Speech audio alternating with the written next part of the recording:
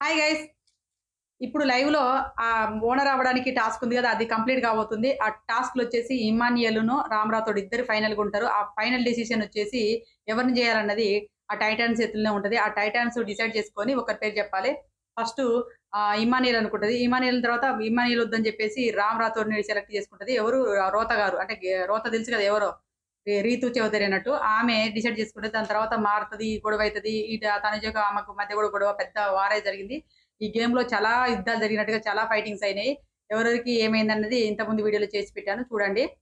ఈ విధంగా డిసైడ్ అయిన తర్వాత వాళ్ళు రామ్ రాథోడ్‌ని ఏకగ్రీవంగా ఓనర్‌ను చేయడం జరుగుతుందన్నట్టు.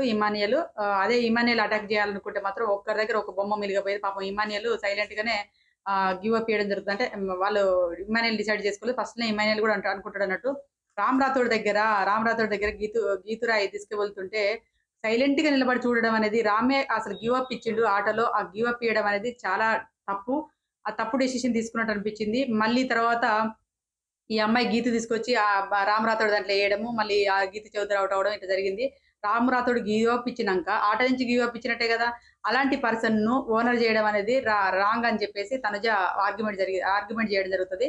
కానీ వాళ్ళింటారా? ఏకగ్రీవంగా అందరూ డిసైడ్ చేసేసుకొని ఇయ్యడం జరుగుతది. ఎందుకంటే ఇమ్మాన్యుయల్ ఇళ్ళ నుంచి వెళ్ళిపోయిండనుకో రేపు మళ్ళా వాళ్ళకి ఓనర్స్‌కి వీళ్ళకి ఆట ఆట పడితే మాకెళ్ళి స్ట్రాంగ్ కంటెస్టెంట్స్ లేరు గదా! అని చెప్పేసి ఉద్దేశంతోటి ఇమ్మాన్యుయల్‌ని ఉంచుకొని ఆ రామ్ రాథోడ్‌ని అలా పంపించడం జరుగుతదండి. ఇది జరుగుతది ఈ గేమ్‌లో. ఇప్పుడు ఫైనల్‌గా వచ్చేసరికి రామ్ రాథోడ్ ఓనర్ అవ్వడం జరుగుతది. నెక్స్ట్ ఈరోజు ఓటింగ్ రిజల్ట్ చూసినట్లయితే అంటే లాస్ట్ ఈ నైట్ ఓటింగ్ రిజల్ట్ ఎలా ఉందని చూసినట్లయితే అంటే ఇప్పుడు నేను చేస్తున్న సమయానికి భరణి గారొచ్చేసి 40% తోని టాప్ 1లో ఉన్నాడండి. దాని తర్వాత సుమన్ శెట్టి ఉన్నాడు టాప్ 2లో 32% తోటి.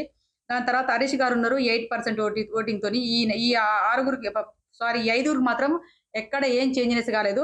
డిమాండ్ పవన్‌కొచ్చేసి 7% ఓటింగు. అదే ఫ్లోరా వచ్చేసి అంటే Flora place, Priya place change అయింది. ఫ్లోరాకొచ్చేసి ఒక పర్సెంటేజ్ పెరిగింది.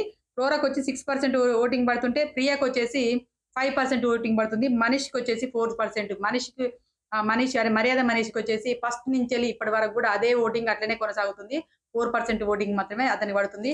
ఒకవేళ షాకింగ్ ఎలిమినేషన్ అనేది జరగబోతుందని అంటుర్రు. ఇలా ఈ ఐదుగురిట్లో ఎవరు ఎక్కువ డేంజర్ జోన్‌లో ఉన్నారని చూసినట్లయితే మనీష్ మర్యాద, ఫ్లోరా, ప్రియా ఈ ముగ్గురిట్లో ఎలిమినేషన్ జరగాల్సింది.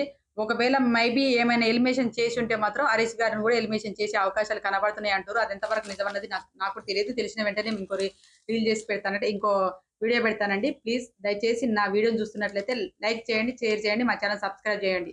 Bye friends.